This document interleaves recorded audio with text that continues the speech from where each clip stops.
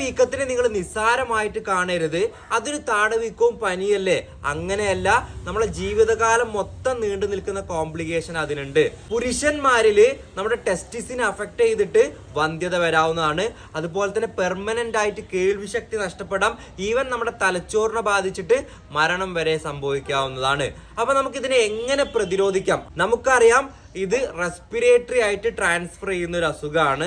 അതുകൊണ്ട് ചുമക്കുന്ന സമയത്ത്, തുമ്മുന്ന സമയത്തൊക്കെ നമ്മൾ കൃത്യമായിട്ട് ശ്രദ്ധിക്കണം. നിങ്ങൾക്ക് ഇങ്ങനെ രോഗം പിടിപെട്ടിട്ടുണ്ട് എന്നുണ്ടെങ്കിൽ നിങ്ങളുടെ കുട്ടികളൊന്നും നിങ്ങൾ സ്കൂളിലേക്കോ മറ്റു പൊതു സ്ഥലത്തേക്കൊന്നും പോവാതെ വീട്ടിൽ തന്നെ പരമാവധി ഇരുത്താൻ ശ്രദ്ധിക്കണം. കാരണം മറ്റുള്ളവർക്ക് നമ്മൾ കാരണം ഈ രോഗം വരാൻ പാടില്ല.